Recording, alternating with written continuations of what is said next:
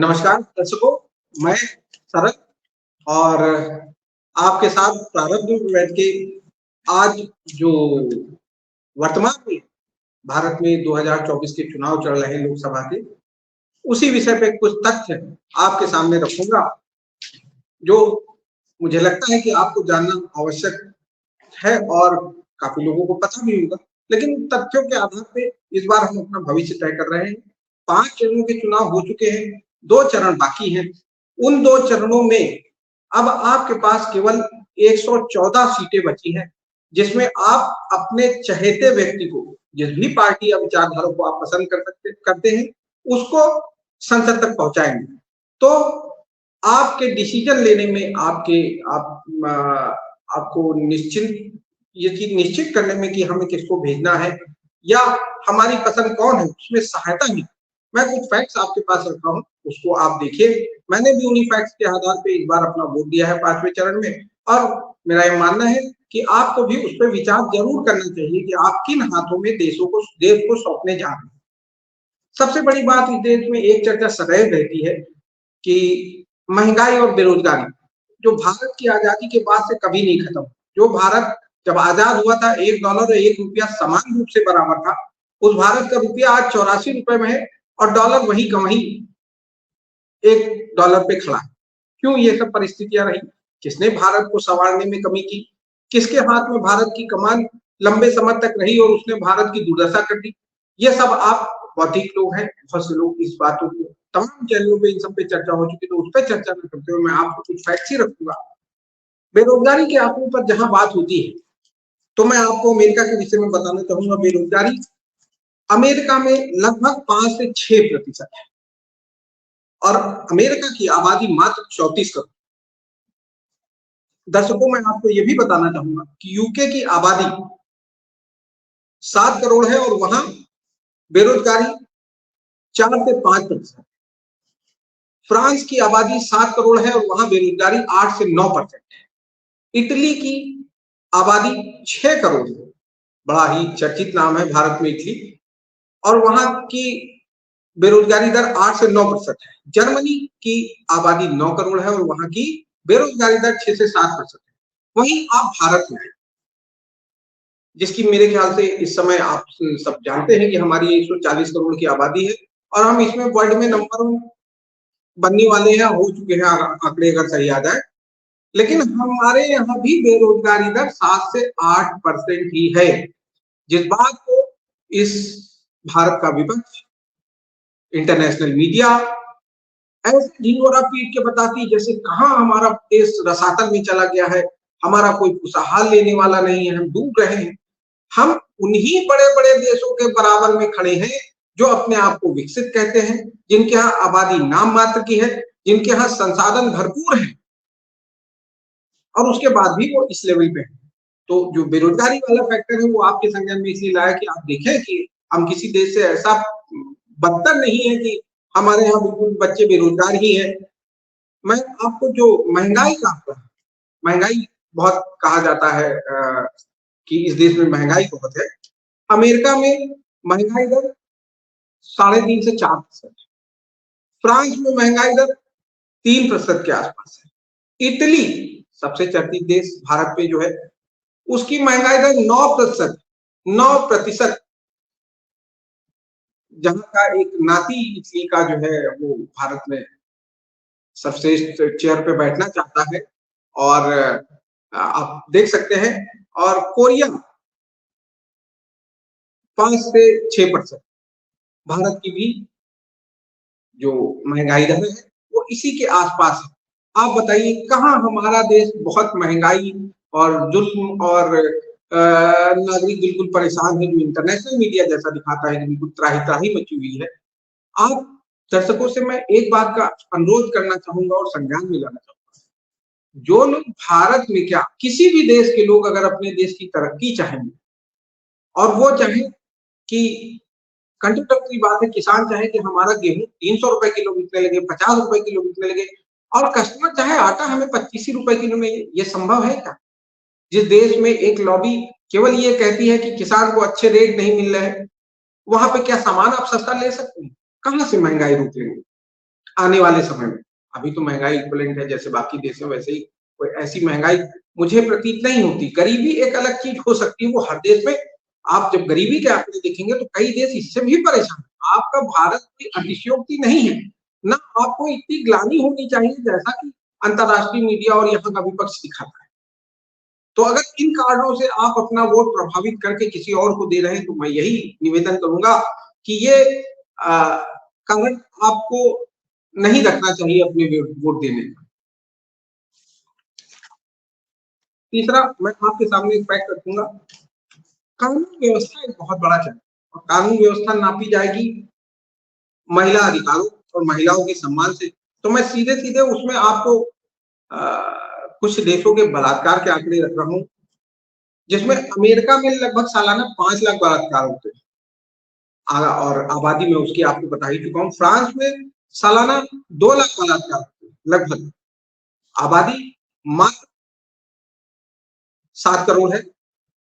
UK में 1 लाख बलात्कार होते हैं, आबादी 6 से 7 करोड़ है। इटली में 2.5 लाख बलात्कार होते हैं, सबसे चर्चित देश जो भारत में है, और आबादी मात्र 6 करोड़ है। जर्मनी में लगभग 10,800 बलात्कार होते हैं, आबादी वहां की भी 6 करोड़ के आसपास है। भारत में 140 करोड़ की आबादी है, 33,111, 28 से 33,000 के बीच आंकड़े आते हैं। इनमें सभी देशों में एक कॉमन बात है कि महिलाएं अपने ऊपर हुए अत्याचारों को रिपोर्ट नहीं करती हैं। ये सभी देशों में कॉमन बात है। तो इसको आप थोड़ा अगर बढ़ा भी लेंगे, वैसे मेरा ये मानना है कि जब तक ये 0 ना हो जाए किसी भी देश, जिस देश में महिलाओं का सम्मान नहीं होता, जिस देश में महिला सुरक्षित नहीं है, वहां आप तरक्की करके कर भी क्या लेंगे? ऐसी तरक्की अगर आपको चाहिए महिला अस्मिता के दम पे, तो मुझे नहीं लगता भारतवासी ऐसी तरक्की पसंद करेंगे। तो मैं इस मामले में अंतर्राष्ट्रीय मीडिया का भी शुक्रगुजार हूं, जिसने रोज इतना एक-एक बलात्कार या एक-एक हुए इंसिडेंट पे इतना महिमा मंडन किया, उसको इतना प्रचारित किया कि भारत को बदनाम करने के लिए कि यहाँ महिलाओं का कोई सुरक्षा नहीं है, महिलाएं यहाँ बलात्कार रोज हो रहे हैं। हमारे 140 करोड़ पे आंकड़ा है कि 33,000 बलात्कार। मैं फिर अनुरोध करूंगा कि ये 0 हो जाए, ईश्वर से प्रार्थना करूंगा। लेकिन आबादी के सम्यक रूप से अगर जनता को वोट डालने का पैमाना ये है कि हम भाई देखेंगे महंगाई क्या है, बेरोजगारी क्या है, महिला सम्मान क्या है, तो उसमें आपका देश कहीं कमतर नहीं है। ये मैं आपसे कहना चाहूंगा। कुछ जो मुख्य मुद्दे हैं इनसे हटके मैं बात कहना चाहूंगा। अभी जब मैं आपके साथ वीडियो बना रहा हूं तो मुझे एक फोन आया कि भारत की शेयर मार्केट $5 ट्रिलियन को क्रॉस कर चुकी है। आप सभी बधाई के पात्र हैं हमारे साथ, और हमारा भारत इसी तरह बढ़ता रहे, नित नई ऊंचाइयां छूता रहे, यही कामना है। सैद्धांतिक रूप से और सभी भारतवासियों को विचार करना चाहिए कि हम जो अपना वोट देने जा रहे हैं वो हम किस बात के लिए देने जा रहे हैं। हम अपने स्वार्थ के लिए देने जा रहे हैं कि हमें अच्छी तनख्वाह मिल जाए, उसके लिए आपको काबिल होना चाहिए और भाग्यवान भी होना चाहिए, क्योंकि बहुत बड़ी आबादी में अगर नंबर लगाया जाएगा तो सब किसी का बहुत बाद में आएगा और किसी को बहुत पहले आएगा, भेड़चाल नहीं चली जा सकती। दूसरा, स्वरोजगार पे हमारा ध्यान नहीं है। उसमें हमारे युवाओं को शुरू से हमने एक ऐसी शिक्षा पद्धति में पढ़ाई की जिसमें हम केवल सरकारी नौकरी पर ही फोकस कराए गए, हम कभी स्वरोजगार पर फोकस नहीं कराए गए। आपसे मैं पूछना चाहता हूं, कोई देश खुशहाल कब हो सकता है? क्या कोई देश इसलिए खुशहाल हो सकता है कि उसके यहाँ सबको फ्री में पैसे दिए जा रहे हैं? क्या आप काम ना कीजिए, शुद्ध काहिल हो जाइए, कोई प्रयास ना कीजिए? क्या ऐसे देश चल पाए हैं? बहुत से देशों का हम आपको बताएंगे। कई इस्लामिक कंट्रीज ऐसी रही और कई कंट्रीज हैं, आप जब गूगल पे सर्च करेंगे तो आपको आंकड़े दिख जाएंगे जिनमें फ्री भी बहुत बढ़ती थी और बाद में वहां आज की डेट में 2 करोड़ रुपए में एक ब्रेड मिलती है, 2 करोड़ रुपए की। तो क्या इस तरह की इकोनॉमी की ओर हम लोग बढ़ना चाहेंगे? हमारे लिए पहले क्या जरूरी? हमारे लिए पहले राष्ट्र जरूरी है या हम स्वयं जरूरी? ये बहुत बड़ा प्रश्न है और सबके दिलों में आता। तो मैं आपको अपना नजरिया बताना चाहूंगा कि किसी भी व्यक्ति से बड़ा हमेशा राष्ट्र। अगर राष्ट्र समृद्ध रूप में समृद्ध है, राष्ट्र शक्तिशाली है, तो वहां की जनता अपने आप सुरक्षित हो जाती है और उसको किसी तरह की कोई तकलीफ नहीं। जहां पे लोग व्यक्तिवादी हो जाएंगे, जहां पे लोग सोचेंगे कि मुझे क्यों नहीं रोजगार मिल रहा है, मेरे बेटे क्यों नहीं मिल रहा, दूसरे को मिले ना मिले, वहां अराजकता हो जाएगी, सदैव अराजकता रहेगी। वहां पे वो फिर आप पाषाण काल का वही सिद्धांत लगेगा कि जिसके हाथ में ताकत है वही जी सकता है। आपके वोट देने का विचार, वोट देने का पैमाना क्या होना चाहिए? क्या फ्री में, अगर जो इस बार